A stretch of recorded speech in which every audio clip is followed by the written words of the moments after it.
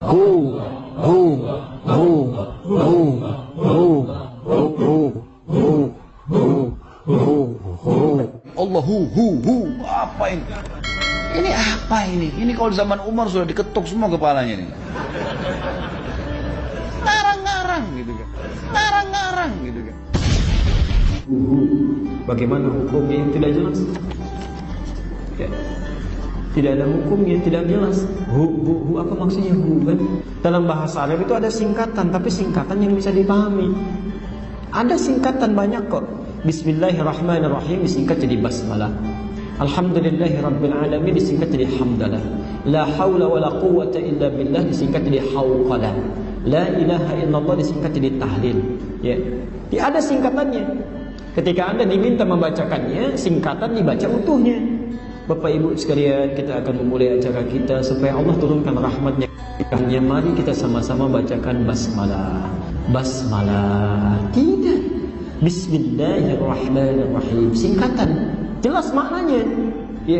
Tapi masalahnya begini, orang Indonesia itu umumnya walau tidak semuanya itu senang menyingkat. Dan kalau sudah nyingkat itu nggak tanggung, yang nggak ada singkatannya pun disingkat juga.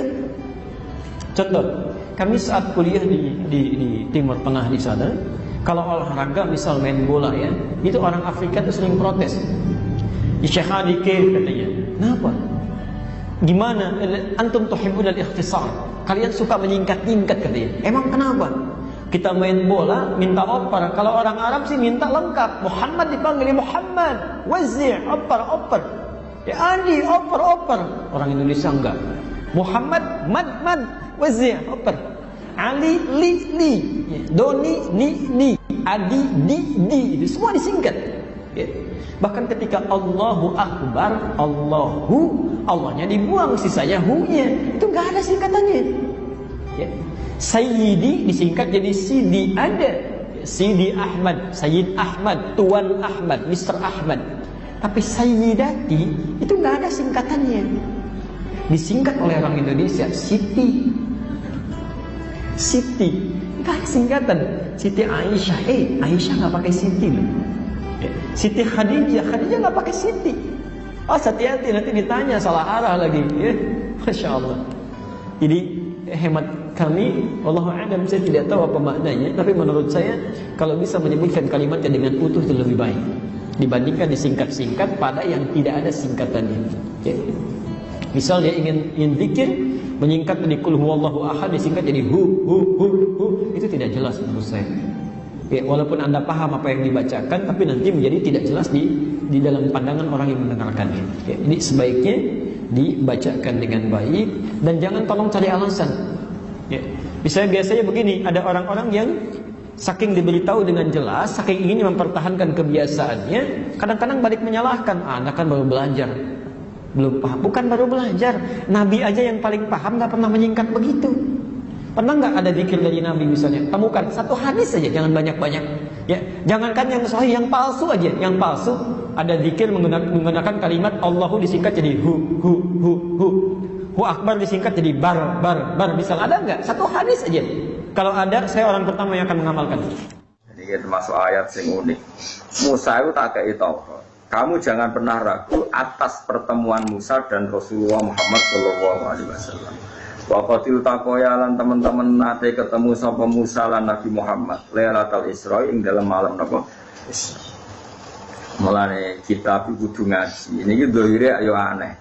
Nabi Muhammad ra digagas, ujug-ujug diceritakno pertemuane mbek Nabi sinten Musa.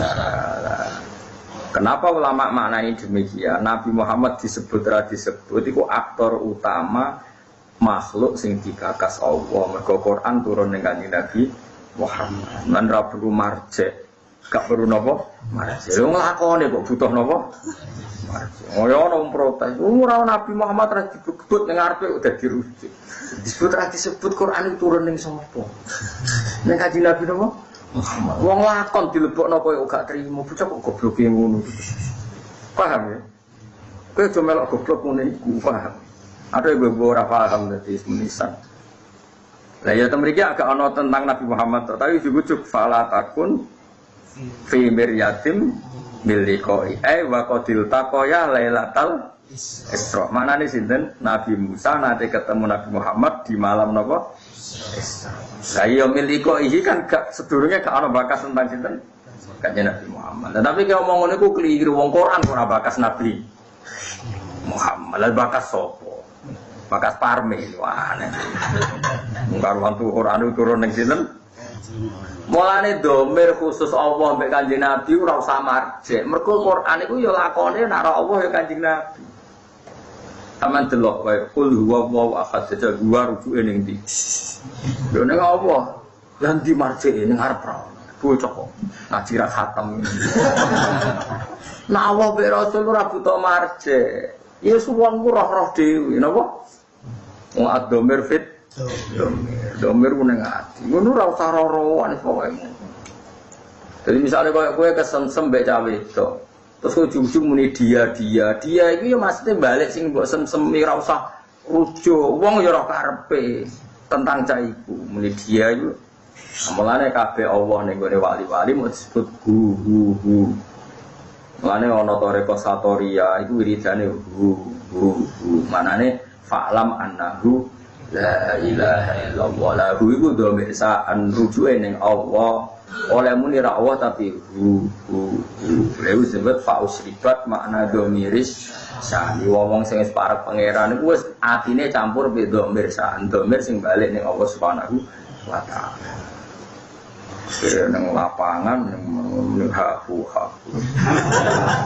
Lha iku putune mursyid Thariqah Satoriyah ngono sing kanca kula akad. Wah niku protes bae. Padahal putu kandung. Bapak kula takut mbahku ape mati, orang menidai dia kok muni hafu maksudnya. Ya sama putu kok eleke ngono. Wah iku mbahmu kok ora bareng tak terang. Wah gedon. Gedon ngenyek bae maksudnya. Ya Allah. Kulo nu mboten derek toreko, tapi kulo nu pengagum toreko. Kulo nu nggih ngertos Qadiriyah, Naqsyabandiyah, macam-macam ngertos. Iki gadah kitab. Kulo kan mboten mantes dadi mursyid, kulo kan bakat-bakatan. Tapi kalau hormat sekali. Tapi di antara Thariqah Satoriyah ini wiridane jen hu. Ini maknane hu sangka dhamir sya'an ning ayat fa'lam annahu la ilaha illallah. Iki sing dimaksud kitab Imrid napa fa usyribat makna dhamir sya'an. Wong-wong apik iku dhamir sya'an wis menyatu dengan dirinya sehingga ora keweca muni Allah isane muni napa hu.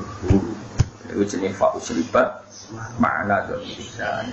Dadi dhamir iku domir sa'an itu domir al-mufassar jumlatin badal. Tapi itu ora penting. Pokoknya pentingnya itu angger Allah Rasul apa-apa ora butuh marjek. Mergo Quran itu lakone ya Kanjeng Nabi. Mulane aja protes, milih kok iki piye domir ora ana marjeke. Ora usah ngono, ora marjek-marjek. Nang Quran itu lakone Kanjeng Nabi. Karek nompo kecangkeman. Senengane kok protes, no? Fi min liqai saking ketemune Nabi Musa ning Kanjeng Nabi Muhammad sallallahu alaihi wasallam. Wa qatil taqaya lan teman-teman wis tau ketemu sapa Musa lan Nabi Muhammad Lailatul Isra'i ing dalem bengine dina napa? Isra. Ya ora usah protes. Kan gak ono cerita Isra ning arep. Ora ono piye iki juz 21 surat Isra wis kliwat juz 15 ora ono. Nah itu ada analisis ulama. Sehingga analisis ulama itu mengatakan begini. Fama min amin illa wa yatakhayyalu fihi takhsisu. Saya ulang lagi ya. Fama min amin illa wa yatakhayyalu fihi takhsisu. Enggak ada lafadz am kecuali kebayang ada taksisnya, kebayang ada pengkhususan. Karena ya otomatis itu otomatis. Kayak tadi misalnya sampean tak bilangin siapa saja nggak boleh masuk rumah saya. Tentu itu ada koridor hukum baik yang difahami secara implisit maupun secara tatanan sosial bahwa itu tentu maksudnya itu orang lain. Tapi kalau gurunya, orang tuanya, anaknya, istrinya tidak akan masuk kaidah itu. Misalnya ya ayyuhalladzina amanu la tadkhulu buyutan nabiyyi illa yudana lakum. Wahai orang-orang yang beriman jangan masuk rumahnya Nabi kecuali dapat izin. Tentu ayat itu bukan untuk Sayyidah Aisyah, bukan untuk Hasan Husain, bukan untuk Sayyidina Ali, bukan untuk Sayyidah Fatimah, karena mereka orang-orang yang otomatis boleh keluar apa? Masuk.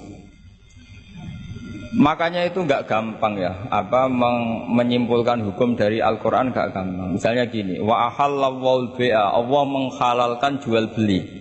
Tentu nggak pernah kebayang termasuk di situ adalah jual beli narkoba, jual beli yang menipu, jual beli yang merugikan orang.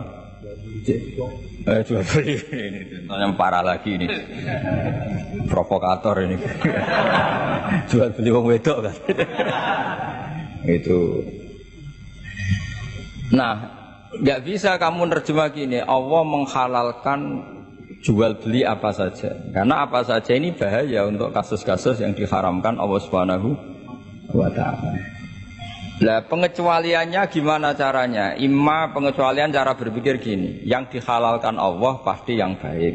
Jadi terjemahnya Allah menghalalkan jual beli yang baik. Nah, jadi makanya disebut di sini fama min amin illa wa yatakhayyalu fi takhsis. Tidak ada am kecuali prakteknya tetap ada takhsis, ada khusus. Misalnya gini, as-sholatu khairun maudu'un fa'aksir au akillah. Sholat itu selalu baik, maka silahkan kamu memperbanyak sholat atau pas-pasan au akillah. Maksudnya sholat sunat. Tentu itu mengecualikan sholat setelah subuh sampai matahari terbit, dan setelah asar sampai matahari terbenam. Padahal itu juga sholat, tapi dikecualikan dari yang disyariatkan.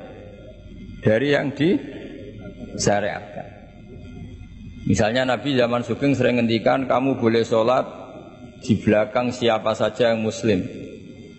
Tentu mengecualikan nggak boleh seorang perempuan ngimami seorang laki-laki. Padahal perempuan juga orang muslimah. Maka di sini ada trauma ya, ada trauma dari ulama sampai nggak mau belajar kaidah, cari hukum-hukum yang detail, ibarat pasal-pasal kenegaraan ya sampai detail-detail ayatnya, penjelasannya. Karena kalau kaidah umum itu pasti repot. Misalnya sampai ngartikan Pancasila, sila ketiga itu Persatuan Indonesia. Kan nggak bisa kamu artikan partainya harus sama, pilihan presidennya harus sama, karena kalau beda namanya tidak persatuan. Ya tidak bisa seperti itu, karena kalimat itu pasti bias. Nah, makanya fama min amin illa wa yatakhayyalu fihi takhsisu. Tidak ada am kecuali ada taksis. Di sini dicontohkan hurrimat alaikumul maitah, diharamkan pada kalian makan bangkai. Kamu tahu maknanya bangkai? Bangkai adalah hewan yang mati tanpa bidzakatin syar'iyyin, tanpa penyembelihan secara syarak. Ada enggak pengecualinya? Ada. Ikan laut. Ikan laut itu kan matinya tidak karena disembelih. Halal apa enggak? Halal. Artinya kata hurrimat alaikumul maitah, diharamkan pada kalian bangkai, ternyata ada pengecualian, yaitu as-samaku wal jarad, belalang dan ikan laut. Nah, itu masih banyak lagi. Makanya terus dibabkan faslun fi amihi wa khosihi, bab menerangkan ayat atau qaulullah yang am, yang umum, dan yang khos, yang khusus. Nah, untuk memastikan itu ya mau tidak mau harus belajar. Kalau nggak belajar nggak bisa, yang ikuti ulama. Biasanya ya nggak mau belajar, ya nggak mau ikut ulama, itu yang jadi masalah ya. Karena ikut juga gengsi. Apalagi yang diikuti kubu sebelah, biasanya masalah itu. Nggak boleh dalam ilmu Quran, nggak boleh seperti itu. Sebab itu bab ini diteruskan oleh Imam Suyuti fi mujmalihi wa mubayyinihi. Ayat yang mujmal dan mubayyinnya, penjelas dari mujmal itu. Misalnya begini, yang dikatakan puasa itu apa coba? Nggak, ini latihan jadi ahli fikih. Yang dikatakan puasa itu apa coba? Menahan. Umumnya orang kan menahan lapar dan minum dari fajar shadiq menjadi sampai terbenamnya matahari. Nah, sekarang pertanyaannya, kalimat menahan lapar dan haus itu maknanya itu kan sebetulnya masih salah. Redaksi itu salah, karena juga nggak boleh hubungan intim, nggak boleh memasukkan apa saja ke lubang dan sebagainya. Terus lalu batasannya sampai matahari terbenam. Ada beberapa daerah yang terbenamnya matahari itu tidak wajar. Sampai misalnya siangnya itu 22 jam. Atau kebalikannya, nggak ada matahari terbit, nggak ada matahari tenggelam, kayak di kutub. Sehingga saya berkali-kali bilang, ulama Indonesia itu kenapa alim, itu ya diantara faktornya itu ada unsur kebetulan. Sehingga ada katakan hoax. Coba kalau kamu jadi ulama di kutub, terus cerita, baca takrib di sana. Awal waktu sholat subuh itu ulul fajri sodik sampai terbitnya matahari. Orang kutub mesti tertawa-tawa, mataharinya mana bah gitu. Waktu zuhur adalah ketika matahari agak tergelincir ke arah barat dari garis tengah. Wah, yang bener aja. Nggak ada matahari kok semua ukurannya matahari. Sehingga dalam ilmu falak astronomi diterangkan daerah yang enggak diliwati khotul istiwa, kalau dalam bahasa Indonesia disebut katulis istiwa, itu sebenarnya dari ilmu falak Arab, itu namanya khotul istiwa. Khotun itu garis, istiwa itu garis tengah. Khotul istiwa terus jadi bahasa Indonesia katulis istiwa. Kayaknya tidak mungkin lah orang Indonesia pertama ahli falak, mesti yang ahli dulu itu orang Arab, karena ilmunya dari Arab. Jadi dari kulaan terus dijadikan bahasa sendiri apa? Katulis istiwa. Seperti Taj Mahal itu dari bahasa Arab mumtaz mahal. Mumtaz itu spesial, mahal itu tempat. Bahasa Indonesia jadi apa? Taj Mahal. Itu kacau semua itu bahasa. Saya terangkan.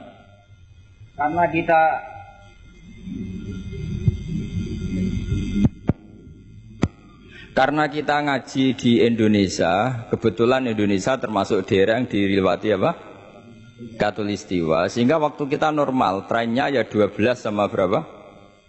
12. Nanti ada masalah itu misalnya kamu tadi di kutub, lalu puasanya gimana? Apa dikonversi tetap polanya 16 jam, terus konversi per antar sholat itu kira-kira berapa apa? Jam?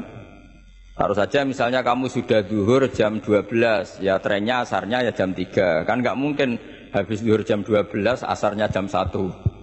Karena polanya tafawutnya antara zuhur dan apa?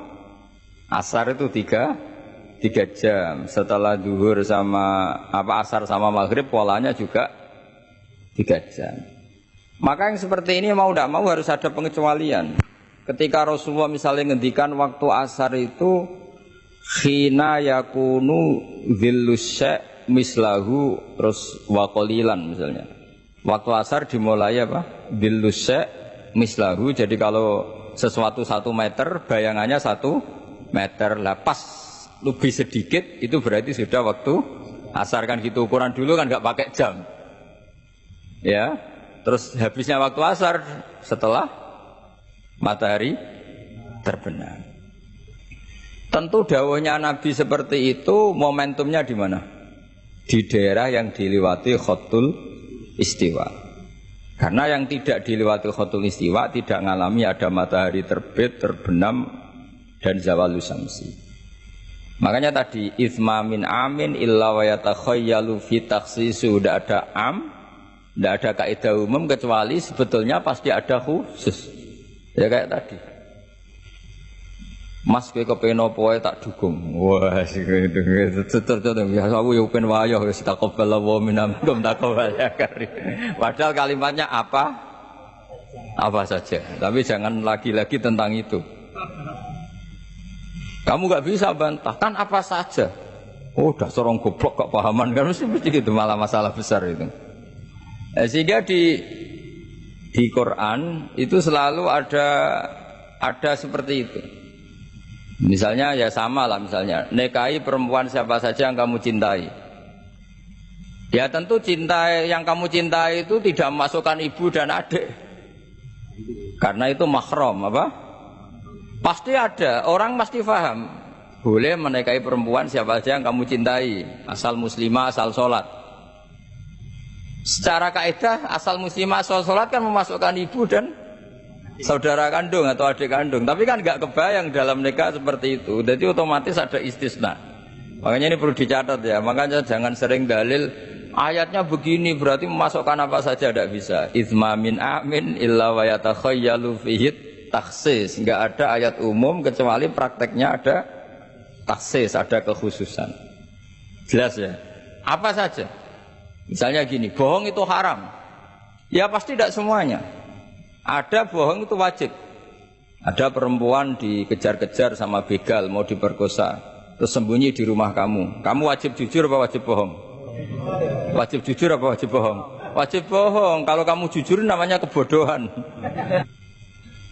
Pak, cawe dok mau ning ndi? Monggo teng mriki kula dudono.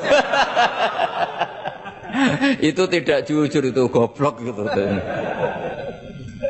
Ya ingat ya kaidahnya itsma min amin illa wa yatakhayyalu fihi takhsis. Sudah itu aja dihafalkan, nanti sudah pinter sendiri itu, sudah itu aja. Apa? Itsma min amin illa wa yatakhayyalu fihi takhsis. Enggak ada kaidah umum kecuali di situ tersimpan takhsis atau aturan-aturan khusus yang terkecualikan. Itu pasti, itu otomatis. Karena nggak kebayang bahasa itu mewakili semua, itu nggak kebayang. Misalnya ada pembantu mesti dibilangin gini sama penyalurnya, ya kalau disuruh majikan apa saja turutin ya, disuruh ngelayani ya saja apa turutin, terus ngelayani diranjang ya taqabbalallahu minna minkum kan, tetap nggak bisa. Kayak lafat itu nggak bisa. Kalau majikan kamu ingin apa saja turutin, tentu tidak memasukkan hal-hal yang dilarang agama. Itu juga misalnya mahasiswa, sama dosen nurut ya perintahnya apa saja, ya apa saja yang dibolehkan, maksudnya bukan apa saja secara bebas. Nah itu di Quran juga gitu, kalau ada ayat apa saja, sebetulnya di situ pasti ada apa? Takhsis ya, jelas ya. Itsma min amin illa wa yatakhayyalu fihi takhsis. Sehingga susah sekali cari umum yang tetap maknanya umum. Sekarang misalnya pertanyaannya lagi, ini ada beberapa kaidah. Qad yaqa'ut tabyinu muttasilan nahwu minal fajr ba'da qawli al-khaitul abyadu minal khaitil aswad. Ini lebih susah lagi. Lebih susahnya gini. Di Quran itu ada beberapa lafaz yang maknanya itu tidak semestinya. Saya ulang lagi, di Quran itu ada beberapa lafaz yang maknanya itu dari awal tidak semestinya. Nah, tidak semestinya ini oleh ulama ahli sastra Arab, ahli balaghah kalau dalam bahasa Arab disebut tasbih. Apa? Tasbih. Jadi kalau orang Arab sebetulnya ya sama, orang Arab, orang Indonesia sama dalam apa? Pemaparan sama. Kalau Zaid itu agak ganteng, agak yang gantengnya agak, itu orang Arab bilang itu Zaidun kal qamar. Zaid itu ibarat rembulan. Tapi kalau ganteng sekali dan susah ditandingi, itu orang Arab akan bilang Zaidun qamarun. Zaid itu rembulan. Sehingga dalam kitab-kitab madaih, kitab-kitab yang memuji Nabi itu disebut anta samsun, anta badrun. Engkau ibarat matahari, engkau ibarat rembulan. Itu adat tasbihnya kata seperti dibuang. Apa kata seperti dibuang? Sama di Indonesia juga sama. Kalau orang ahli orasi ilmiah yang ketika orasi itu kendel sekali, apalagi zaman revolusi, ketika ada orasi yang menggelegar disebut singa podium. Tidak seperti singa tapi langsung dikatakan singa podium. Itu ada tasbih, namanya dalam bahasa Arab disebut apa? Tasbih. Nah problemnya ada beberapa ayat yang dari awal Allah menggunakan itu tidak untuk makna semestinya, tapi untuk apa? Tasbih. Tasbih itu ya tadi hanya menyerupakan, berhubung sesuatunya detail, adat tasbih, kata seperti itu dibuang. Misalnya gini, inna min azwajikum wa awladikum aduwwal lakum. Istri kamu, anak kamu itu musuh kamu. Oh, itu kan ngeri, masa anak sama istri dikatakan musuh. Nah, tentu itu ada proporsinya. Ketika anak istri kita tidak menopang kesalehan kita, tidak menopang ketaatan kita, maka perilakunya sebagaimana musuh. Tapi ketika mereka baik, Benar-benar baik kata Nabi, sebaik-baiknya pemberian dari Allah dan sebaik-baiknya mata uji 400 solihah, wanita yang solihah yang membantu kamu menjadi orang baik.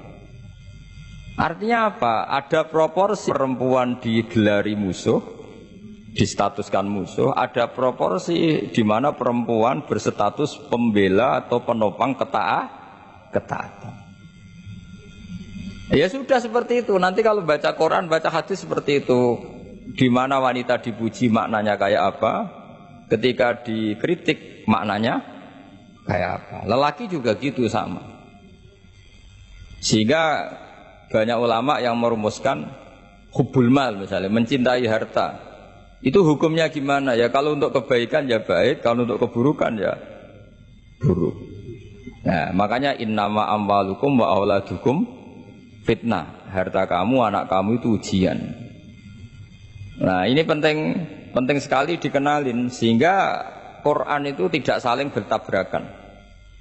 Ya, Quran itu tidak saling bertabrakan. Di ayat ini perempuan dipuji, di ayat ini perempuan dikritik. Misalnya tadi inna min azwajikum wa auladikum aduwal lakum, tapi ada ayat fassolihatu qanitatun hafizatun lil ghaibi bima hafizallah. Perempuan itu luar biasa, penjaga kedamaian, penjaga kehormatan, itu luar biasa dipuji.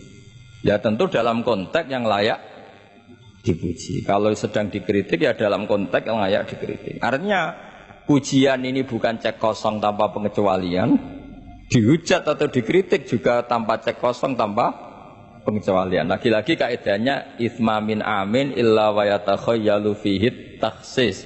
Tidak ada lafadz umum kecuali di situ terbayang ada kekhususan. Ya jelas ya. Jadi, nah kemudian kekhususan itu gimana?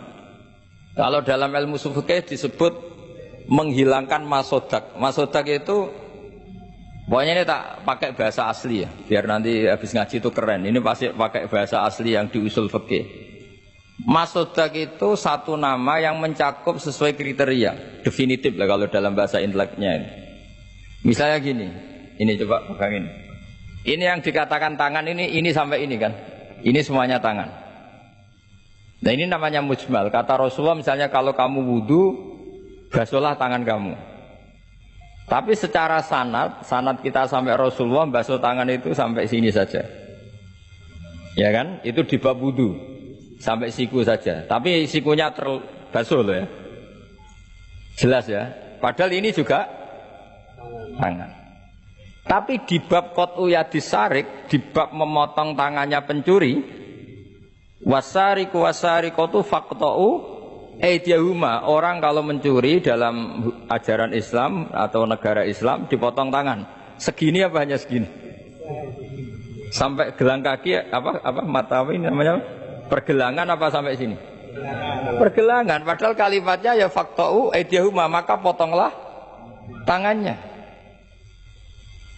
Tapi ternyata di bab potong tangannya pencuri di negara Islam hanya pergelangan, tapi di wudu sampai siku. Lalu kalau mau tanya ukurannya apa Gus? Ya itu ukurannya ngaji tadi. ya ukurannya ngaji memang nggak bisa dijelaskan. Kalau nggak paham jangan protes terus. Ya sudah seperti itu. Apalagi misalnya di Quran disebut jika kamu tahallul dari haji maupun umroh, mukhallikina ru'usakum. Itu lafadznya mukhallikina ru'usakum, memotong kepala. Masa setelah haji dibantai kan enggak? Nah itu ru'us di situ itu dengan makna apa? Rambut. Lalu pertanyaannya harus semua apa sebagian? Nah itu kan masalah. Nah itu namanya mujmal. Mujmal itu lafadz yang umum, masodak kalau dalam bahasa Arab. Kemudian kita mencari-cari sanad. Saya ulang lagi, kita mencari-cari sanad sampai Rasulullah dulu beliau maknanya kayak apa. Akhirnya ternyata Rasulullah kalau tahallul ada yang gundul, lontos, didoakan sampai 3 kali, Allahumma marhamil muhallikin. Terus sahabat pada usul wal muqassirin ya Rasulullah. Masyhur itu kan? Ya Allah, semoga orang yang cukur gundul engkau beri rahmat yang banyak. Sahabat yang enggak mau gundul usul wal muqassirin, juga yang cukur apa? Pendek. Nabi masih ngulang lagi wa marhamil mukhallikin. Mereka protes lagi wal muqassirin ya Rasulullah, tapi Nabi masih enggak mau ngendikan apa? Nah, terus baru ketiga sudah disebut, baru yang terakhir bilang apa? Wal muqassirin, juga yang cukur pendek. Lalu ukurannya apa? Imam Syafi'i milih qadruun mulatil asbu, sekadar apa? Ujungnya apa? Jari. Sehingga pokoknya kira-kira segini. Jumlahnya minimal berapa? 3. Nah seperti itu mau tidak mau lafadz itu mujmal. Kita tidak pernah bisa tahu tanpa sanad ke Rasulullah Shallallahu Alaihi Wasallam. Karena Nabi yang punya otoritas litubayyina linnasi ma nuzzila ilaihim. Kamu Muhammad yang punya otoritas menjelaskan apa yang saya turunkan. Karena kalau tanpa Nabi tidak bisa. Misalnya Allah hanya ngendikan wa yuqimunas sholat. Orang baik adalah yang mendirikan sholat. Jumlah rakaatnya kamu tahu tanpa Nabi. Nggak tahu kan mana yang wajib, mana yang sunat juga enggak. Makanya ketika ada orang mau belajar sholat sama Nabi, kata Nabi sudah di sini aja nginep kan. Terus kamu sholat terus di belakang saya. Setelah 3 hari nginep, Nabi ngajarinya mau gini dok. Sallu kama ra'aitumuni usolli, ya sudah niru saya. Jadi Nabi nggak pernah ngajar kayak di kampus-kampus nulis, terus nerangin itu ndak. Kalau ada orang belajar sholat, ya Rasulullah saya ajarin sholat, sebagaimana sholat engkau. Ya sudah nginep di sini 3 hari, kamu sholat di depan. Ya sudah, terakhir mau boyong, Nabi hanya ngendikan sallu kama ra'aitumuni usolli, ya sudah kamu sholat kayak saya. Ketika musim haji juga gitu. Orang disuruh haji, kata Nabi, apa saja yang saya lakukan dilihat ya. Ya Rasulullah. Setelah selesai haji, Nabi hanya ngendikan litakhudhu anni manasikakum apa? Litakhudhu anni manasikakum, ya sudah kamu mengambil cara ibadah haji dengan melihat saya. Nah, cara-cara seperti itu sebenarnya lebih efisien ketimbang tag. Karena kalau tag itu bias. Sudah bias, kalau umum mesti potensi taksis, ya, potensi apa? Taksis. Ya jelas ya, jadi ini saya teruskan lagi ya. Misalnya at-thalaqu marratan, yang dikatakan cerai ini termasuk contohnya lagi, ini saya beri contoh. At-thalaqu marratan, talak itu ada 2. Itu benar apa salah? Di Quran loh. Talak ada 2 benar apa salah? Cara fikih salah, karena menurut fikih talak itu 3. Ya saya ulang lagi ya, di Quran kan istilahnya at-thalaqu marrotan, tolak itu 2. Salah apa benar? Salah secara fikih, karena secara fikih tolak itu 3. Maka cara memahami gimana? At-tolaqu marrotan, talak itu hanya 2 dalam konteks yang boleh kembali. Karena setelah 3 itu nggak boleh kembali lagi sampai si istri dirasakan orang lain. Nah, namanya apa? Muhallil. Nah, akhirnya orang ulama itu mulai trauma, memahami ayat mulai trauma. Traumanya karena setiap satu kalimat atau satu frase atau satu qodiyah kalau dalam bahasa Arab itu mesti duduknya beda-beda, duduk perkaranya beda-beda. Di bab wudu tangan itu sampai siku. Di bab qat'u yadisarik memotong tangan pencuri hanya sampai pergelangan. Ya sudah, kalau tanya cara tahu gimana yang ngaji sudah nggak bisa itu jelasin. Apalagi sebulan sekali gini, wah tambah. Ya ngaji puluhan tahun saja tidak mesti alim, apalagi sebulan apa? Sekali. Makanya itu bisa dipakai alasan. Kenapa ada alim? Kan sebulan sekali. Jadi kalau ada kenapa ada alim? Kan apa? Sebulan sekali. Itu kan salahnya Gus Ba, tidak mau ngajar tiap hari gitu. Ya jadi jelas ya, jadi semua itu ada proporsinya. Misalnya ada ayat lagi la tudrikuhul absor. Keyakinan orang mukmin nanti di surga itu melihat Allah apa enggak? Enggak, keyakinan umumnya yang hadir di sini. Melihat kan? Tapi ada ayat la tudrikul absor. Allah itu tidak bisa tersentuh, bisa diliput oleh pandangan mata. Padahal di sebagian ayat wujuhu yauma idzin nadhirah ila rabbiha nadhirah. Orang-orang baik adalah wajahnya bersinar. Nadhir itu maknanya bersinar pakai dot. Ila rabbiha nadhirah, dan wajah-wajah itu nanti melihat Allah. Akhirnya yang pakai dot ya. Jadi kalau pakai dot itu apa? Bersinar. Wujuhu yauma idzin nadhirah. Terus apa? Ila rabbiha nadhirah. Nah, akhirnya ulama cara berpikir gini, la tudrikuhul absar wa huwa yudrikul absar wa huwal latiful khabir. Meskipun kita melihat Allah itu tidak mungkin ikhaham detail. Ya, faham apa? Detail. Karena bagaimanapun Allah itu qadim. Qadim itu la yutakayyaf. Enggak kebayang. Apapun hebatnya kita, perangkat kita ini semuanya profan, semuanya hadis. Sementara Allah adalah zat yang tidak terbatas. Sehingga ya sudah, kita tidak akan melihat secara utuh, secara sempurna sampai kita paham. Tapi seperti itu sudah bisa dikatakan melihat. Paham ya? Misalnya Anda melihat Merapi dari jauh, sudah bisa dikatakan melihat. Tapi jangan disuruh detail, pohonnya apa saja. Nah itu kan nggak ngerti detail. Ya kira-kira gambarannya seperti itu. Jadi la tudrikul absor ada makna khususnya, yaitu sampai menguasai, sampai memahami. Ila rabbiha nadhirah, ya melihatnya sampai apa sih kira-kira? Ya sudah seperti itu. Makanya semua kalimat ngendikane semua ulama, semua kalimat itu proporsional. Kamu bilang mencintai istri, sama ibu ya bilang mencintai, sama teman yang kamu cocok ya mencintai. Lalu makna mencintai itu gimana coba? Mencintai ibu ada maknanya sendiri, mencintai istri ada maknanya sendiri, terus mencintai simpanan ini yang repot. Itu maknanya juga sendiri lagi. Mencintai teman sendiri lagi, mencintai uang maknanya ya semuanya dengan kata mencintai. Misalnya orang mukmin disebut walladzina amanu asyaddu hubbalillah, orang mukmin itu sangat mencintai Allah. Kalau mencintai Allah itu dengan mencintai manusia itu beda. Aturannya juga beda. Kata para ulama, kalau Allah itu suka kalau dimintai. Tapi kalau kamu mencintai seseorang, kamu sering minta, wah itu istaqabbalallahu minna.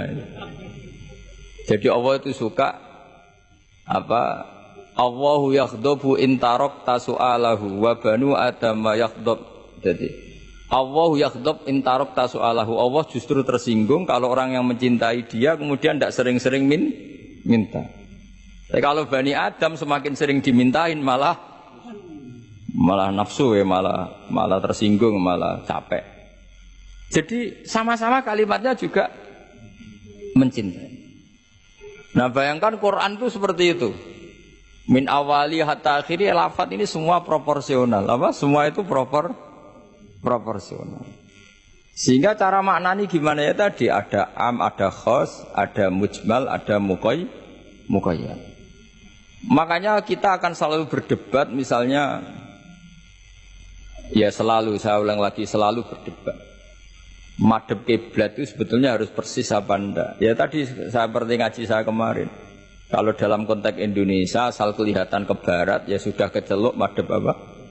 Kiblat. Karena kalau detail, saya ulang lagi, kalau detail berarti semua masjid itu maksimal luasnya hanya 18 meter. Karena Ka'bah diameternya hanya 18 meter. Sekali yang di ujung sana, wah pasti melencengnya jauh itu. Jangan-jangan yang melenceng pas imamnya malah. Karena kalau Ka'bah 18 meter yang ujung sana, berarti imam yang di sini, oh bisa sampai Ethiopia. Iya kan? Nah, itu kalau harus detail juga Ka'bah orang sholat harus cekung. Nah kalau cekung bisa menuju ke satu titik. Tapi mana ada ajaran masjid apa? Cekung. Maka seperti itu dari awal Allah tidak menghentikan Ka'bah. Fawalli wajhaka syatrul masjidil haram. Satra itu nahwa. Ya sudah, yang penting kamu menghadap ke arah Masjid Haram, bukan ke Ainal Masjidil Haram yang detail. Jadi satro itu nahwa itu ya pokoknya ke sana. Nah itu yang dimaksud yuridu wa bikumul yusra wala yuridu bikumul usr. Agama ini gampang, kenapa dipersulit? Jangan kayak birokrat tertentu, kalau bisa sulit kenapa dipermudah? Karena banyak kepentingannya, apa? Ya terus saya teruskan lagi. Ini contoh-contoh. Ukhidlat lakum bahimatul an'ami illa ma yusla alaikum. Terus ada lagi wa aufu bi ahdi ufi bi ahdikum. Ini contoh-contoh yang disebut oleh walillahi 'alan nasi hijjul bait. Maksud beliau dengan contoh-contoh itu begini ya. Misalnya kuluman 'alaiha fan, semua ini kalau kiamat nanti rusak semua. Pertanyaannya gini, Gus, lalu panitia kiamatnya gimana? Misalnya Israfil yang masyhur jadi panitia kiamat itu kan Israfil kan sekarang sudah pegang apa? Trompet. Kalau trompet pertama malam itu gunjang terus trompetnya cebrok baru separuh itu kan terus gak jadi kiamat. Maka ulama mikir ini yang ya sudahlah kecuali panitianya gitu mesti akhirnya. Karena kalau ini panitianya ikut guling apalagi wah trompet sama mana ini belum selesai kiamat kalau sudah apa jatuh. Bisa dibayangkan kan kalau niupnya dari atas jatuhnya di Kaliurang. Oh udah gitu dekat Mbak Marijan susah nyarinya itu. Makanya ulama selalu mengecualikan kuluman aliyafan itu ada pengecualiannya. Misalnya kecuali panitia kiamat. Sehingga di Quran itu ada pembenaran pengecualian itu, yaitu ada ayat wa yahmilu arsya rabbika fawqahum yauma idzin samaniyah. Dadi wa yahmilu lan gawa arsya rabbika arase pangeran sira. Fawqahum kang pangeran sak dhuwure para malaikat. Sapa samaniyatun malaikat walu. Jadi ketika kiamat dahsyat itu masih ada malaikat 8 yang masih happy-happy saja. Masih santai saja. Karena dia panitia. Ini kalau sampai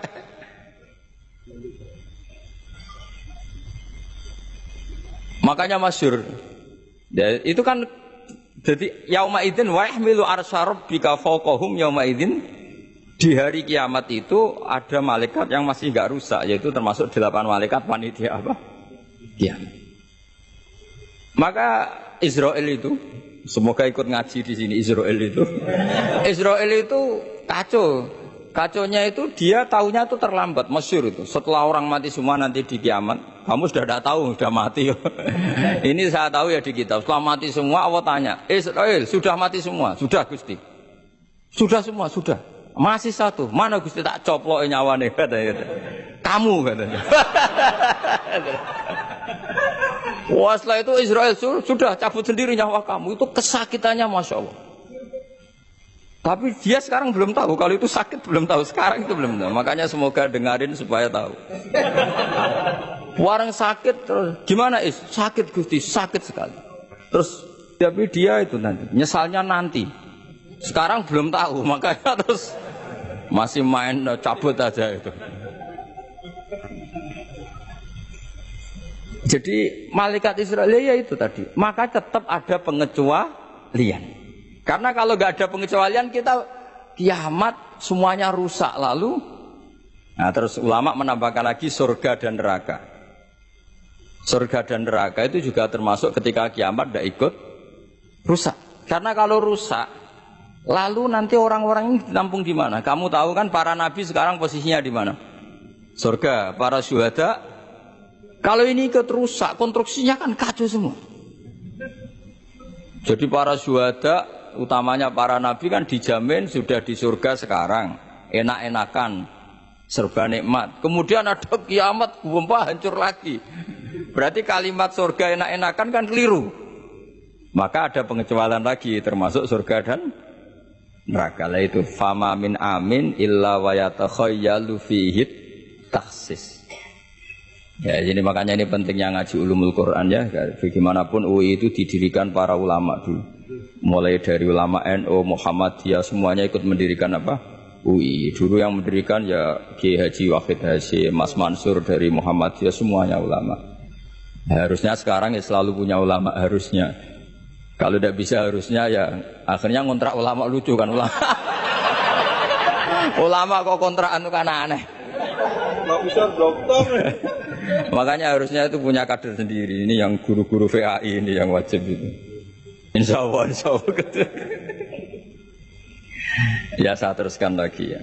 Jadi lafadz-lafadz yang butuh penjelasan kayak ihdinas siratal mustaqim, tunjukkan kami jalan yang lurus. Tentu butuh penjelasan. Penjelasannya apa? Siratal ladzina an'amta 'alaihim, jalan mereka yang telah engkau beri nikmat. Juga sama, walillahi 'alan nasi hijjul bait. Semua manusia diwajibkan Allah haji. Lalu kan tidak mungkin semua manusia punya kemampuan. Akhirnya diberi penjelasan manistato'a ilaihi sabila, yang punya kemampuan ke sana. Jadi itu menunjukkan dari sekian kalimat itu, kata Imam Suyuti, pentingnya mengkaji. Kalau mengkaji am, harus sekaligus mengkaji mukhassisnya yang menentukan kalimat itu. Kalau ngaji mujmal, lafadz yang bias, langsung mengkaji mubayyinnya, penjelasannya kayak apa. Ibarat pasal-pasal di KUHP lah. Kalau belajar pasalnya harus belajar ayat-ayatnya supaya tahu detail. Kalau ndak ya kayak tadi, persatuan Indonesia berarti bikin partai yang berbeda melanggar Pancasila karena silanya persatuan. Oh ya kacau kalau gitu. Nah kira-kira seperti itu lah lafadz am, kalau difahami liar ya kira-kira kayak seperti itu. Makanya saya berharap jangan mudah menvonis karena tidak segampang itu. Misalnya Nabi sering ngendikan laisa minna man ghasyana, tidak termasuk umatku orang yang menipu. Ya ternyata ketika menipu itu tidak perilaku atau cerminan sebagai umatnya Nabi, tapi ya dalam hal menipunya saja. Tapi kalau ketika dia pas sholat, pas zakat, pas baik, ini cerminan umatnya Nabi. Jadi laisa minna efitil kal khoslah. Itu semua ulama menafsirkan efitil kal khoslah. Dalam hal itu dia tidak cerminan umatnya Nabi. Tapi di hal-hal yang lain cerminan umatnya Nabi. Karena tetap fa may ya'mal mithqala dzarratin khairan yarah wa may ya'mal mithqala dzarratin syarran yarah. Artinya yang baik ya baik, berarti cerminan umatnya Nabi. Misalnya kayak orang tukang nipu, tapi ternyata ya tukang sholat, tukang zakat, tukang puasa, ya sudah pas tukang baik, cerminan umatnya Nabi. Pas tukang buruk, ya cerminan temannya setan lah kira-kira gitu. Tapi jangan langsung, wah sudah ini setan tok, ya keliru kamu. Dia kan punya sisi baik. Ya sudah seperti Quran saja, baik ya roh, syarron ya roh. Artinya semuanya ada catatannya sendiri. Fa may ya'mal mithqala dzarratin khairan yarah wa may ya'mal mithqala dzarratin syarran yarah. Ini saya baca lagi ya. Qala Ibnul Hassar minan nasi man ja'alal mujmal wal muhtamil bi izai syai'in wahid. Qal was-shawab annal mujmal al-lafdhu al-mubham alladhi la yufhamu al-muradu minhu wal muhtamil al-lafdhu al-waqi' bil wad'il awal. Ya, kalau mujmal itu lafadz yang global. Kalau muhtamil itu lafadz yang kayak iya, kayak tidak. Saya ulang, kayak iya, kayak tidak. Kayak iya, kayak tidak itu imma karena bias, wa imma karena konteks. Saya beri contoh misalnya gini, saya punya pembantu ya, kalau dalam tradisi kiai itu punya anak dalam, terus bilang gini, Jong tamunya kasih kopi. Ya pagi-pagi ada tamu, saya bilang Jong tamunya kasih kopi. Ternyata tamunya itu perempuan atau orang yang nggak ngopi, kemudian disuguhi teh. Pertanyaannya anak dalam ini melanggar apa enggak? Tidak, karena kata kopi itu sebenarnya mewakili kata alat untuk menghormat tamu. Cuma saya sebagai kiai adalah elengnya itu kopi. Jika kopi itu bukan ibaratun anil kopi, anil kohwa, tapi ibaratun amma yukri bihid doifa. Itu memang harus ngaji. Seperti itu kalau nggak ngaji nggak bisa. Saya melafatkan kopi itu adalah implementasi dari yang penting ada yang nyugati. Bukan dengan makna kopi hitam. Sehingga misalnya tamunya kok disuguhi sprit, kebetulan dia milih sprit atau milih teh, Saya juga sudah senang karena pembantu saya berarti sudah pinter, yaitu menghormat. Jelas ya. Ya sehingga kata itu sering tidak mengikat dalam agama ini. Sama seperti Rasulullah ketika bilang gini, ya Mu'ad inni uhibbuka Mu'ad, kamu saya senang kamu, kata Nabi. Ya Mu'ad inni uhibbuka, saya senang kamu. Berhubung saya senang kamu, fakul li sholatin, sebagian riwayat fala tada'anna kulla sholatin, maka setiap habis sholat, dubura kulli sholatin, kamu lafadzkan Allahumma a'inni ala dzikrika wa syukrika wa husni ibadati. Kamu jangan pernah lupa berwiridan, ya Allah bantulah kami mengingat Engkau, ala dzikrika wa syukrika, mensyukuri nikmat Engkau, wa husni ibadatik, dan ibadah secara baik kepada Engkau. Pertanyaannya, ketika Nabi nyebut Mu'ad itu sebagai orang hanya Mu'ad, apa sebagai umat yang harus dilatih? Umat yang harus dilatih, sehingga siapapun boleh pakai wiridan itu. Nah makanya terus di balaghatul Arab itu ada aturan zikrul ba'di wa iradatil kul. Ketika nyebut sebagian, bisa yang dimaksud itu siapa saja. Ketika saya nyebut kopi, sebetulnya itu alat atau perangkat atau minuman yang dipakai hormat tamu. Tidak harus bentuknya kopi hitam. Tapi kalau orang tertentu yang memang hobinya ngopi, ayo cari warung kopi. Memang dia anti minum teh, anti minum sprit, memang inginnya warung kopi, ya sudah, itu berarti makna kopi yang muayyan, yang memang maknanya kopi dengan makna yang khos. Jelas ya?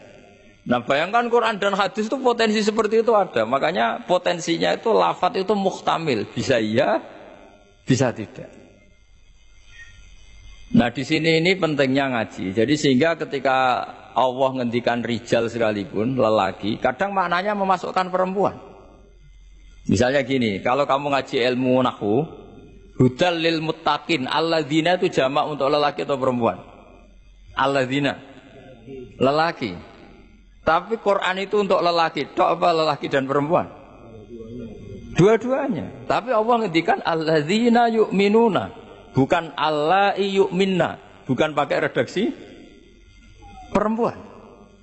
Karena yang dimaksud lelaki adalah umatnya Nabi. Ya sudah, kalau umatnya Nabi ya semuanya umatnya Nabi. Tapi ada beberapa lafaz yang memang maksudnya lelaki, yang satu maksudnya perempuan. Caranya tahu itu ya lagi-lagi ngaji. Ya sudah, nggak ada jawabannya, memang harus ngaji. Nah itulah di Quran tuh banyak, ada lafaz mujmal, ada lafaz muhtamil. Saya beri contoh lagi bab zakat. Ini yang paling pokok bab zakat karena ini terkait fikih. Rasulullah itu menzakati tamernya. Tamer itu kurma. Ya, tamer itu maknanya apa? Kurma. Itu oleh semua ulama fuqaha, semua ahli fikih dunia mengatakan makanan pokok. Jadi yang wajib dizakati itu tanaman makanan pokok. Karena apa? Ya kalau nuruti sunnah Rasul persis, orang Indonesia wajib zakat. Karena Nabi hanya menzakati kurma. Di Indonesia enggak ada. Iya, enggak ada. Jadi ketika Nabi mengatakan tamer, saya ulang lagi ya, ketika Nabi mengatakan kurma, maknanya apa? Zakatilah sesuatu yang sebagai makanan pokok, makanan khas atau makanan pokok daerah itu. Sehingga kita yang menzakati padi.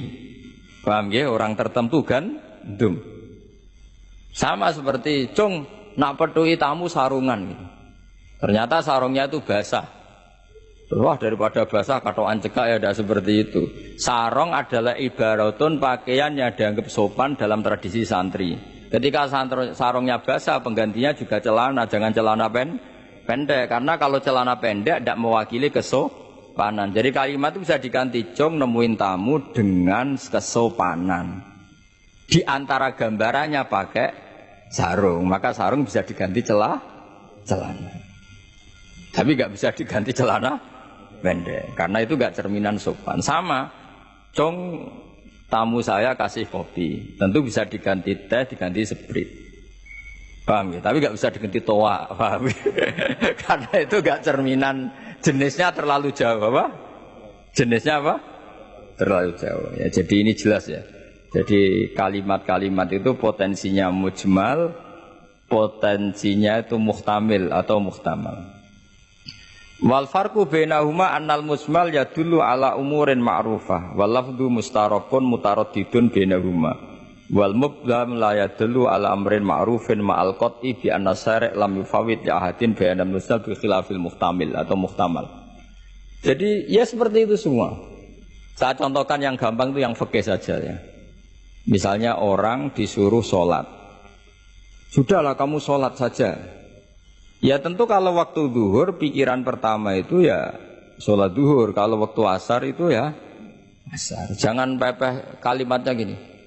Cung kamu sholat. Waktu zuhur sholat apa saja. Qobliyah masjid atau tahiyat masjid. Yang penting kan sudah sholat. Jadi semua kalimat itu pasti proporsional. Ya semua kalimat itu pasti apa? Proporsional.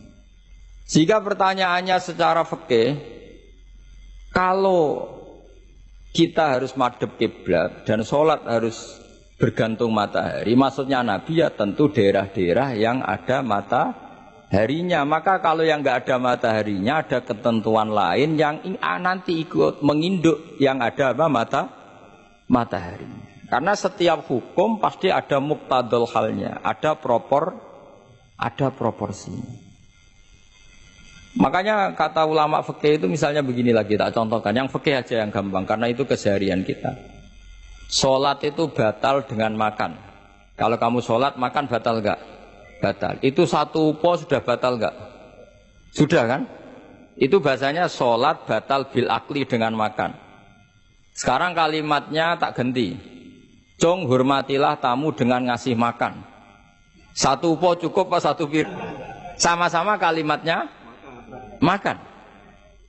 Mustake isa upo sing penting mangan. Tapi misalnya di bab sholat kok kamu babkan kayak menerima tamu ya kacau. Sholat itu batal dengan makan. Oh nak sak upo orang mangan. Jenenge mangan ya sak piring. Jadi di bab sholat batalnya makan itu cukup sak upo. Tapi di bab hormat tamu minimal sabian. Kalimatnya sama-sama makan. Sama seperti yang saya ceritakan tadi, di bab wudu tangan itu sampai siku. Di bab kotu ya disarik hanya pergelangan. Padahal ayatnya ya tangan faktau aidiyahuma. Padahal pergelangan bahasa Arabnya itu ku apa? Al-ku. Itu bab-bab yang oleh ulama disebut nanti kalau kamu ngaji Quran kamu harus hati-hati karena ada lafadz mujmal, ada lafadz muhtamal, ada am, ada khas. Dan semuanya itu oleh ulama harus dipelajari. Karena kalau nggak dipelajari, nanti itu ada beberapa hal yang paradok. Paradok itu tadodi. Misalnya begini, saya beri contoh ya tadi. Nabi itu berkali-kali ngendikan abghadul halal ilallah at-tolak. Sesuatu halal yang paling dibenci Allah itu tolak, cerai. Oke. Tapi ada masalah pada umatnya. Yaitu umatnya itu nikah itu bisa iya bisa tidak. Karena ya perilakunya umat itu kan nggak jelas. Kalau dalam guyonan kiai ya kadang umat Islam, kadang Islam yang kumat. Jadi potensinya ya dua itu, kadang umat Islam, kadang Islam yang kumat. Jadi ya potensinya itu. Sehingga dalam tradisi ulama kalau akad nikah itu fair secara ilmu. Ya saya ulang lagi, nikah dalam tradisi ulama itu unik. Sebetulnya itu nggak simpatik, tapi harus kita dengar. Sangat-sangat nggak simpatik. Kalau kamu dinikahkan kiai itu biasanya gimana? Uzawi juga alama amarakawahu bihi min imsakim bima'ruf au tasrihim. Itu kalau diterjemah itu maknanya itu kacau. Kamu saya kawinkan dengan satu perjanjian. Kalau sebaiknya terus ya terus, kalau sebaiknya cerai ya cerai. Itu barokahnya orang tidak tahu bahasa Arab itu ya amin amin. Padahal itu kalimat itu sebenarnya agak kacau karena pertama nikah sudah uzawi juga alama amarakawahu bihi. Saya kawinkan kamu sesuai panduan yang diperintahkan Allah. Panduannya orang nikah itu hanya dua tadi. Min imsakim bima'ruf, kalau baik ya Terus au tasrihim bi ihsan, kalau tidak baik ya cerai. Hadirin bilang amin amin, terus ya sudah, terus qabil tu nikah wa taswija itu. Tapi itu ilmu. Islam itu agama yang pro ilmu. Jadi cocok tidak cocok, kalau itu satu potensi dibicarakan. Sehingga setiap khitab kepada Nabi itu terusannya ada kata fa'in tawallau. Muhammad, kamu harus menerangkan Islam itu begini-begini. Tapi kalau mereka menolak ajaran kamu, jadi potensi nerima ya dibicarakan, potensi menolak ya dibicarakan. Nah, makanya ini saya beri supaya barokah ya, dapat barokahnya ulama dulu saya baca ya. Faidatun qala Ibnul Qayyim. Ibnul Qayyim itu muridnya Ibnu Taimiyah. Ta'ammal khitabal Qur'an tajid malikan lahu al-mulku kulluh walahu alhamdu kulluh. Azimmatul umuri kulliha biyadi wa masdaruha minhu wa mawriduha ilaihi. Mustawiyan alal arsi la takhfa alaihi khafiyah min aqtari mamlakatihi aliman bima fi nufusi abidihi muttali'an ala asrarihim wa alaniyatihim munfaridun bitadbiril malakah yasma'u wa yara wa yu'ti wa yamna wa yusibu wa yu'aqib wa yukrim. Jadi begini maksudnya, khitab itu otoritas dari minal a'la ilal adna, dari yang lebih kuat ke yang lebih bawah, itu namanya khitab. Kemudian harusnya kita semua sebagai manusia itu sebenarnya orang yang tidak sah memberi khitab, memberi perintah. Karena kita sendiri tidak berstatus khalik, pencipta. Jadi misalnya gini, saya janji sama sampean besok datang ke saya, kamu tak kasih uang. Besok saja saya tidak mesti hidup. Jadi janji itu sudah salah. Besok saja saya tidak mesti hidup. Kalaupun hidup saja uang saya terbakar atau dicuri orang. Maka di sini dibutuhkan otoritas khitab, harus diberikan zat yang punya otoritas penuh, yaitu zat yang nggak akan mati, yang nggak akan lumpuh, yang nggak akan mengalami satu gangguan sosial. Sebab itu dalam pandangan ulama tafsir itu punya akibat, saya ulang lagi, punya akibat bahwa hanya Allah yang berhak memberi khitab. Sehingga saking kerennya Allah itu bisa khitabun lil ma'dum. Ini di sini nanti ada contohnya. Sesuatu yang enggak ada kemudian Allah bilang kun menjadi ada. Sehingga Allah itu enggak bisa dibantah, enggak bisa ditentang, karena bisa apa saja. Karena asbabul qudrah adalah al-khalqu. Kalau dalam ilmu tafsir, kalau sampean dalam ilmu manusia kan gini, sebabnya melihat itu mata. Kalau dalam ilmu tafsir enggak, yang bisa menjadikan Anda melihat itu menciptakan. Saya ulang lagi ya, jadi kalau dalam ilmu tafsir, asbabur ru'yah itu al-khalqu, bukan al-basar. Kalau kamu melihat karena mata, berarti setelah jauh tidak bisa melihat. Atau setelah tertutupi tidak bisa melihat. Tapi kalau kamu mengetahuinya karena menciptakan, maka kapan saja bisa melihat. Misalnya gini, saya punya emas 1 gram, kecil sekali 1 gram. Saya tanam di dalam Monas, kedalamannya 1 meter. Mbok saya sudah di Jogja, saya tetap tahu bahwa di Monas kedalaman 1 meter ada emas 1 gram. Kenapa? Karena saya yang menciptakan, yang mengatur itu semua. Sehingga setelah saya di Jogja, setelah saya di mana-mana tahu bahwa di Monas itu ada emas 1 gram dalam kedalaman 1 meter. Sehingga Allah ketika mengatakan saya ini zat yang super tahu, itu kata Allah gimana? Ala ya'lamu man khalaqo. Ala ya'lamu ana ta ora ngerti sapa man wong zat khalaqo kang gawe sapa man. Masa orang yang menciptakan kemudian tidak tahu? Jadi awal tahu itu karena menciptakan. Tapi kita sudah lama jadi bodoh karena kita tahunya pakai mata. Sehingga kita mengatakan bagaimana orang buta bisa tahu wong dia buta. Kalau dia yang menciptakan tetap tahu. Tadi misalnya orang buta di kamar mandinya masang paku atau masang apa, dia tahu kalau di kamar mandi saya ada paku. Kenapa kok tahu? Karena yang masang saya. Nah, ini penting saya utarakan supaya nanti itu gampang analisis ayat-ayat berikutnya. Otoritas itu, otoritas khitab itu harus diciptakan dulu. Nah, baru setelah punya otoritas, saya ulang lagi, baru punya hak khitab.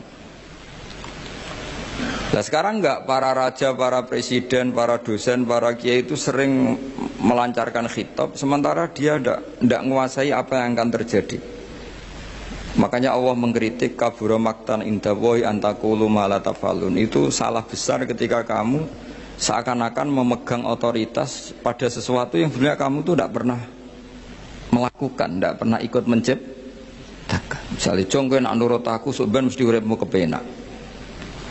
Otoritas itu dari siapa coba? Urip kepenak ya di luar wilayah kita, kehidupan besok juga di luar wilayah kita. Sampai kita kalau mau ke kuburan itu panduannya Nabi gimana kalau berdoa? Apa? Assalamualaikum daro qaumim mukminin wa inna insyaallahu bikum lahikun. Salam untuk kalian semua dan kita insya Allah suatu saat akan bertemu, insya Allah. Padahal mati itu adalah satu keharusan. Tapi kalau yang di kuburan itu orang mukmin, kita tidak ketemu lagi sama mereka jika kita mati kafir, karena nanti tempatnya beda. Yang satu alamatnya surga, yang satu alamatnya neraka. Maka kata ulama, kata insya Allah di situ adalah kita masih berharap mati dengan status yang sama sehingga bisa ketemu.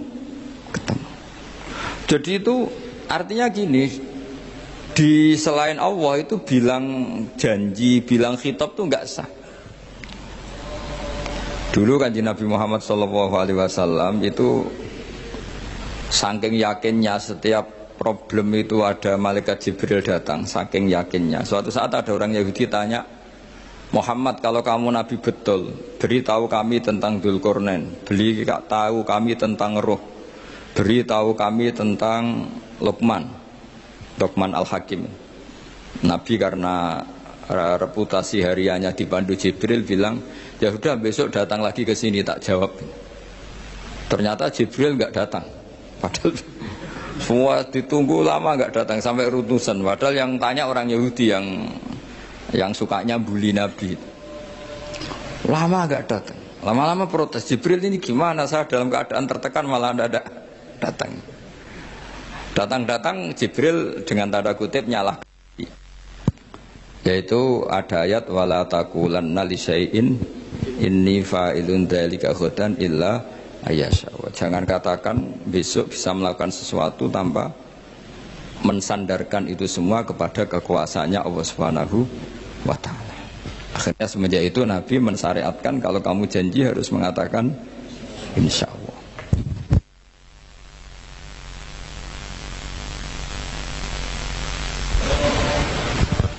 Ya kenapa ini saya katakan penting, karena nanti khitab di Quran itu supaya proporsional ya. Sekarang banyak orang memahami Quran tapi nggak mau mempelajari ilmunya apa? Quran. Termasuk ilmunya Quran tadi ya, ada 3 ingat ya. Khitabun lin nabi itu bisa saja khitabun li ummati. Yaitu dalam kasus-kasus yang Nabi tidak ngalami kasus itu, tapi yang ngalami umatnya. Nah kenapa khitabnya tetap kepada Nabi? Karena yang bisa komunikasi dengan Allah itu hanya Nabi. Makanya bisa dilihat di ya Yuhan Nabiyyu itu mufrad mudzakkar. Nabi Muhammad itu satu orang yang berstatus lelaki. Kemudian idza talaqtum itu kalian semua.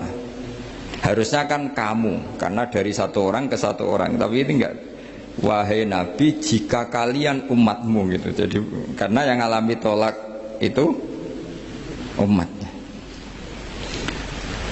Terus kedua, khitabun lin nabi, dan yang dimaksud itu memang Nabi, kayak sholat tahajud. Sholat tahajud itu sholat yang memang untuk Nabi ya. Karena tahajud yang menjadikan punya hak syafaat itu hanya Nabi. Sehingga ngendikane ulama, Nabi itu wajib tahajud, tapi kalau umatnya hanya sunat tahajud.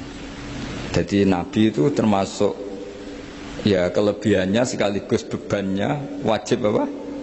Tahajud. Tapi bagi umatnya sunat. Kenapa? Karena Nabi ingin sekali punya hak syafaat.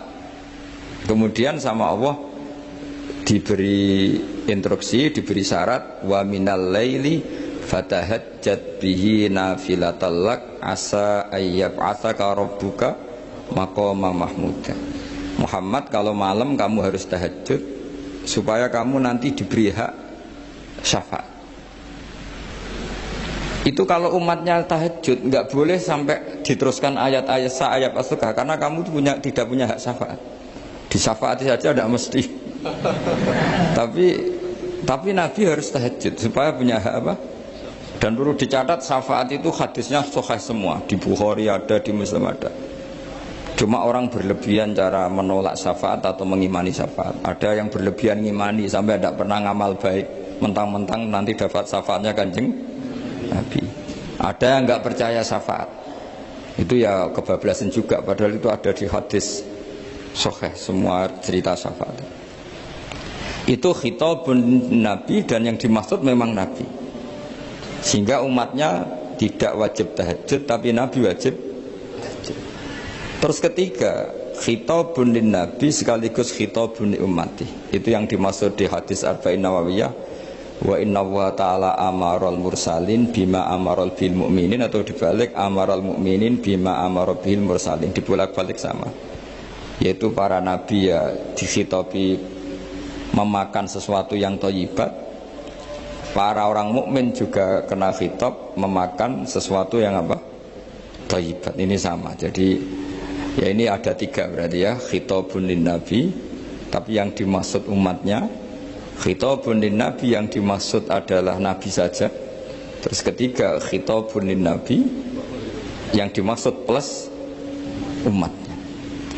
Nah, kajian seperti ini penting. Karena kesalahan Khawarij itu satu kelompok ekstrim yang tidak mengikuti Sayyidina Ali, juga gak mengikuti Sayyidina Muawiyah.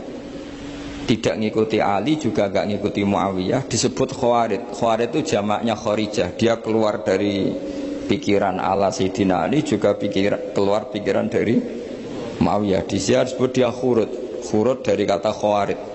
Serba keluar, dia tidak mengikuti sana, tidak mengikuti sini. Akhirnya disebut Khawarij. Nah, Khawarij itu orang yang berpikir sesuai kritik yang dilakukan Quran. Tapi mereka lupa bahwa yang punya otoritas kritik itu Allah. Karena yang kalau boleh sama-sama terganggu, kerajaannya itu hanya Allah. Gini saya beri contoh ya. Yang punya hak ketika sepeda motor saya kamu pakai, yang punya hak menentukan itu gasap apa pinjem itu saya apa orang lain? Saya. Ketika yang pakai gak pamit itu teman akrab saya atau anak saya atau orang yang saya ridhoi, itu namanya gasap apa pinjem gak pamit? Yaudah, ini harus jelas. Tadi pagi saya ngaji direktorat, saya bilang di fikih itu ada istilah ulima ridhohu. Sesuatu tidak pamit formal tapi sudah diketahui ridhonya. Makanya di fikih ada bab namanya mu'atoh. Tadi pagi saya terangkan ya. Di perdebatan fikih itu ada bab namanya apa? Mu'atoh. Mu'atoh dari kata ato yu'ati, mu'atotan, saling transaksi yang non verbal tapi maklum.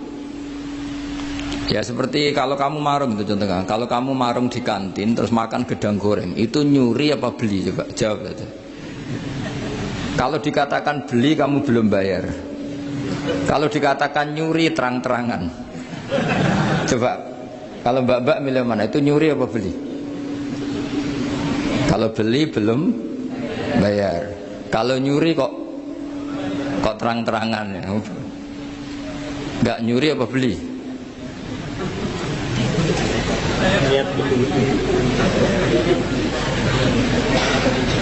Jadi ada gedang goreng di warung, kamu datang langsung makan, ada kerupuk dimakan, ada telur asin dimakan, itu nyuri apa beli? Lah itu kalau orang fikih dibabkan kitabul bai'il mu'athah, akad beli lewat jalur mu'athah. Menurut Imam Abu Hanifah seperti itu dikatakan beliau pakai dalil al-adat muhakamah, bahwa adat itu berposisi seperti hukum. Karena posisi di warung, maka ngambil di situ dianggap memulai akad jual beli. Tapi karena ini sesuatu yang potensi masalah, Imam Syafi'i mengatakan itu enggak baik, enggak sah. Karena nanti kalau asumsi kamu gedang goreng itu 1.000, ternyata diregani 5.000 kan mangkel. Nah itu resikonya di situ, iya kan? Tapi kalau misalnya itu dikatakan, makanya Imam Syafi'i mengatakan itu profesional. Itu namanya ghormu. Ketika Anda bayar 5.000 itu namanya tebusan kesalahan. Jadi Imam Syafi'i melihat itu tidak jual beli, tapi tebusan kesalahan. Sehingga kalau saya jadi hakim, misalnya pembeli bilang asumsi saya 1.000 Gus, terus kata baek, kata penjual, enggak Gus itu tak jual 5.000, saya harus memenangkan baek. Memenangkan siapa? Penjual. Karena penjual adalah pemilik gedang goreng itu, dan posisi yang makan adalah perusak barang orang lain. Gitu. Sehingga dimenangkan penjual. Ya, dimenangkan penjual. Kenapa dimenangkan? Karena cara berpikir fikih, karena dia yang punya otoritas itu, punya otoritas kepemilikan. Itu dalam fikih madzhab apa? Syafi'i. Nah, itu penting dalam analogi surga dan neraka. Orang Khawarij itu kalau ada orang dosa, itu dikatakan sudah tidak Islam lagi, dia sudah keluar dari Islam. Orang dosa itu wajib disiksa oleh Allah. Mereka bilangnya ya wajib. Dalam kelompok Islam itu ada kelompok namanya Khawarij, orang yang sangat ekstrim dalam berpikir. Dia mengkafirkan orang yang melakukan dosa apa? Besar, dihukumi kafir. Tapi pendapat ahli sunnah tidak, orang dosa besar ya dosa saja, tapi tidak usah dihukumi kafir. Kenapa? Cara berpikir ahli sunnah, surga neraka itu milik Allah. Kalau yang punya saja tidak apa-apa, ngapain ada yang ribet? Yang punya surga neraka itu Tuhan, dan Tuhan memanggil-manggil orang yang salah itu disuruh tobat. Anibu ila rabbikum, wahai hambaku yang berlebihan, yang masih dosa, ayo kembali ke saya. Kapan saja kembali ke saya tak terima. Sehingga dalam madzhab ahli sunnah, otoritas khitab, otoritas kepemilikan yang berhak ya yang punya, orang lain itu nomor 2. Sehingga tadi kalau Anda bawa kayak motor saya, dan Anda teman akrab saya, tidak pamit saya, kalau saya bilang itu nggak apa-apa ya nggak apa-apa. Kalau saya bilang apa-apa ya apa-apa. Nggak penting orang lain. Sehingga ini wilayah yang agak sensitif, tapi ini ilmu, mau tidak mau kita harus dengar. Sehingga di fikih ada bab ulima ridhohu. Misalnya ada orang makan gedang goreng di warung terus ditangkap Pak polisi, wah ini pencurian, mesti bakulnya nggak terima. Enggak pencurian, memang tak jual.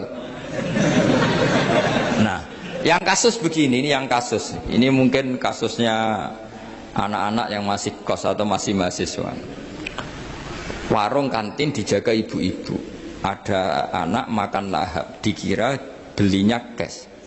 Setelah dimakan ternyata akadnya utang. Nah, itu pertanyaannya itu halal apa enggak? Karena asumsi baiknya monggo-monggo. Karena apa sudah mengkhayal nanti ada sekian uang cash didapatkan, ternyata nyatet atau hutang. Nah kalau ngomong di depan, Bu saya mau makan di sini hutang, kira-kira enggak boleh. Wah itu ada sekian PR, makanya saya sering muji orang-orang yang enggak alim. Enak-enaknya orang tuh orang enggak alim karena enggak kesulitan seperti ini. Kita sebagai peneliti fikih itu sering kesulitan. Nah sama Anda misalnya naik Grab atau naik taksi atau apa, ketika Anda naik itu posisinya gasap apa pinjem, dikatakan akad sewa belum bayar, dikatakan pinjem nanti harus bayar. Jadi ada sekian masail fikih yang jadi perdebatan. Nah, apapun itu nanti kata finalnya itu dia yang punya, yaitu supir taksinya atau baeknya, penjaga warung tadi. Nah, sehingga hukum itu bagi orang lain sudah tidak sah kecuali bagi yang punya. Nah di sini ini kelihatan benarnya mazhab ahli sunnah wal jamaah. Ahli sunnah mengatakan apapun salahnya seseorang setelah dia beragama Islam itu wilayahnya Allah. Kita tidak bisa berbuat apa-apa. Makanya ada ayat laisalaka minal amri syai'un aw yatuba alaihim aw yu'adzibahu. Muhammad, meskipun kamu kekasih saya, kamu tidak punya otoritas menentukan si A dimaafkan, si A disiksa. Otoritas itu hanya bagi saya, kata Allah. Sehingga banyak orang yang Nabi kurang srek karena membunuh pamannya Hamzah malah dikasih tobat sama Allah, namanya Wahsy. Wahsy itu orang yang Nabi gak suka karena pernah membunuh Sayyid Hamzah di perang Uhud. Tapi sama Allah marah dikasih tobat. Sa'labah yang sering ibadah di masjid, sering iktikaf, saking seringnya ibadah itu sampai digelari hamamatul masjid, merpatinya masjid. Tapi na'udzubillah beliau malah berakhir dengan su'ul khatimah. Kita tidak pernah tahu. Kenapa begitu? Karena begini.